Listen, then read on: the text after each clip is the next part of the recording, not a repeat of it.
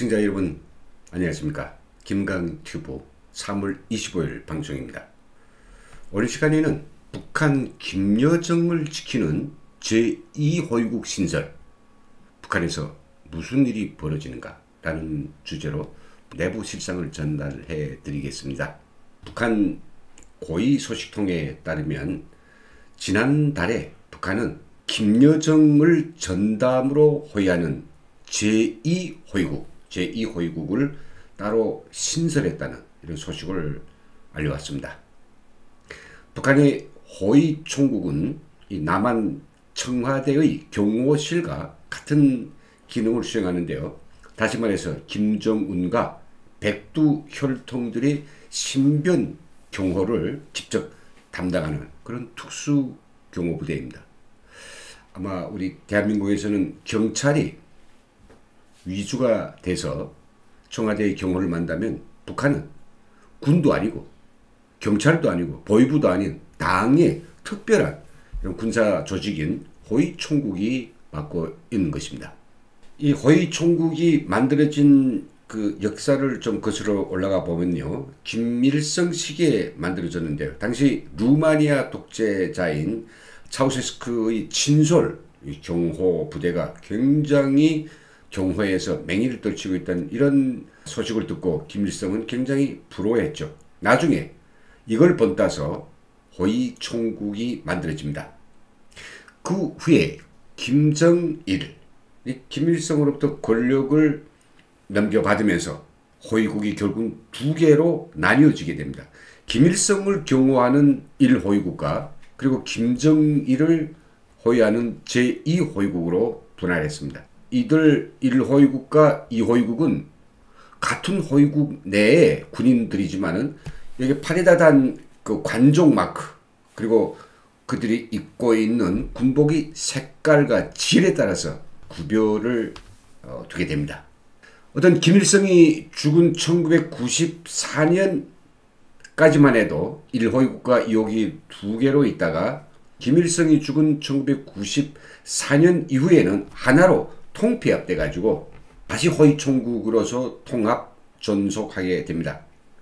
2011년에 김정일이 사망하고 김정은으로 권력이 세습되면서 호위총국이 호위하는 대상도 달라졌지만 다만 이 경호해야 될 대상은 김정은 1인으로 설정되었기 때문에 호위총국도 여러 개가 필요 없고 그냥 하나로 존속됐고 바로 이 호위총국이 김정은도 김여정도 김정철도 즉 백두 혈통들에 대한 모두의 경호를 실시해 왔던 것입니다.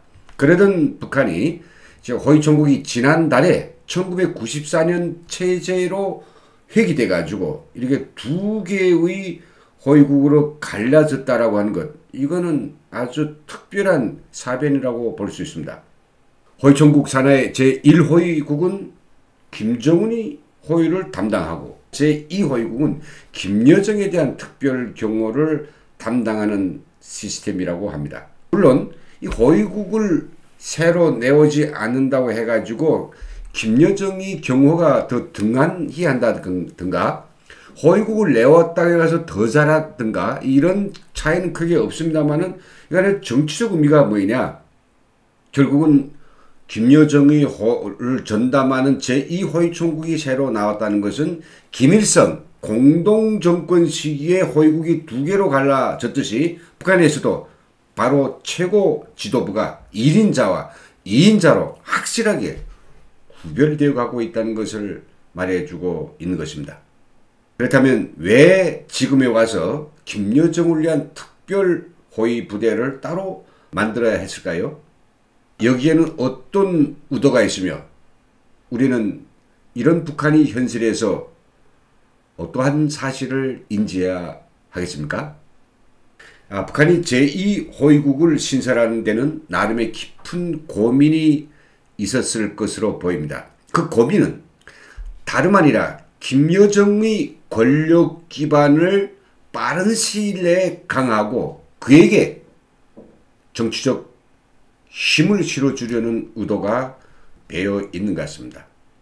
최근 김여정은 데뷔 7년 만에 개인 담화문을 발표하고 또 김정은과 같은 선상에서 국가의 중요한 정보들을 다루고 그것들을 개인 자격으로 막 공개도 하면서 확실하게 김정은 넘버원, 김여정 넘버2의 자리를 의도적으로 대에 가시하고 대에 자리매김을 하느라고 그들은 많은 열을 올리고 있는 것으로 직감할 수 있습니다. 이것만 가지고는 부족한 거죠. 그래서 간부들과 당원들, 북한 주민들에게 김정은과 또 한 사람이 백두혈통 김여정에 대한 인식을 확실히 심겨주기 위해서, 다시 말해서 김일성과 김정을 공동정권 시기에 김정은에 대한 그 이미지를 각인시키듯이 똑같은 양상을 가지고 김여정의 정치적 권력 서열과 위치, 그 입지를 확인시키기 위해서 바로 호위총국마저도 갈라가지고 김정은을 지키는 1호위총국과 김여정을 지키는 2호위총국으로 신설하고 그것을 판내에 공표를 했다라고 하는 이 사실, 그냥 가볍게 지나칠 문제가 아닙니다. 결국 무엇입니까? 이제 김여정은 김정은과 같은 백두혈통의 반열에서 경호와 의전 그리고 넘버2로서의 학관 지위에 올라섰고 넘버2에 해당하는 권력 서열과 기반을 차지했다는 것을 여실히 증명해 보이고 있는 것입니다. 왜 김여정의 권력 이미지를 이렇게까지나 급작스럽게 높여야 하는가라는 그런 의문이 쌓여가고 있는 것이 사실입니다.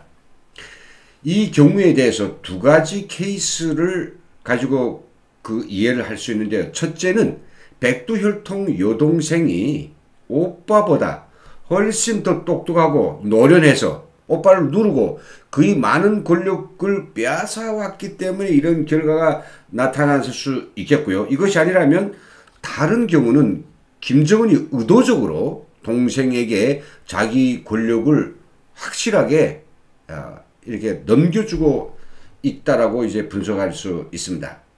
아니면 또 넘겨주는 척하는 이미지를 나타낼 수도 있겠고요. 어떤 경우든지 분명한 것은 북한이 권력 구도에서 큰 변화가 생긴다는 사실입니다.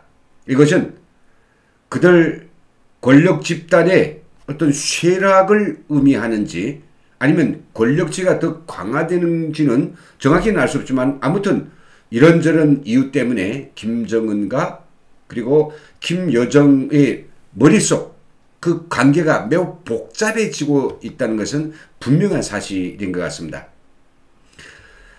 저는 개인적으로 바로 그 이유가 김정은의 유고와 관련되어 있다고 확실하게 지적하고 싶습니다. 북한이 고위 소식통도 이에 대해서 수차례 저희들한테 메시지를 알렸고요. 평양의 고위 간부들 속에서는 김정은이 건강에 심각한 문제가 발생했다고 알만한 사람들은 다 알고 있다고 합니다.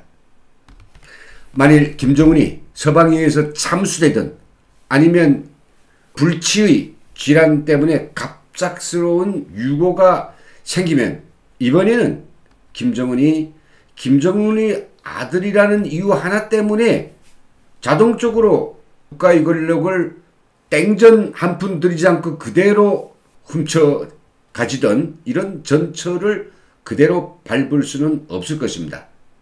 명분도 명분이겠지만 북한 주민들 이제는 더 이상 3대 세습, 3.5대 세습, 4대 세습 이런 따위들은 더 이상 받아들이려고 하지 않을 것입니다. 거기다가 여성이다 보니 가부장적인 북한 사회에서 김여정이 지금부터 준비하지 않으면 김정은이 급작스러운 유고 시에 일약의 북한의 최고 간부들을 무릎을 꿇리고 단숨에 충성맹세를 받아내며 권력을 자신이 손에 단박에 거머쥐는 이런 일을 해낼 수 없을 것입니다.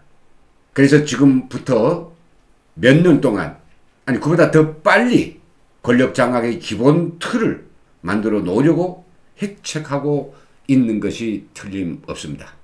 김정은 족속들이 끝끝내 북한이 권력을 사익화하고 오빠에 의해서 여동생에 또 다시 권력의 승계를 해준다면 결국은 천년만년 김씨 왕조의 명맥을 이어가려고 보든 발악을 다하는 조건에서 전체 남북한 주민들은 더 이상 지속될 수 없는 김씨 왕조의 80년에 근접하는 이 독재체제를 뿌리채 드러내고 자유평화통일을 이룩하기 위해서 모든 사력을 다해야 될 그런 필요성이 대두되고 있습니다.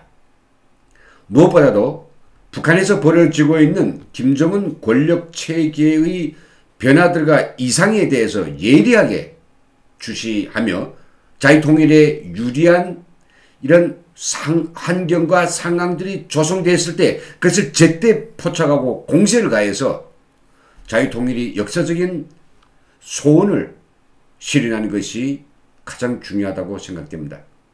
탈북민들은 통일이 선구자로서의 자질과 능력을 더 갖추고 김정은 정권이 아킬레스건인 거짓말 공화국의 뿌리를 파헤치기 위한 그래서 세상의 진실과 인간적인 풍요와 삶의 실상을 북한 주민이 더 잘 알도록 적극적인 정보 공작을 진행하는 것이 또한 중요한 과제라고 생각됩니다.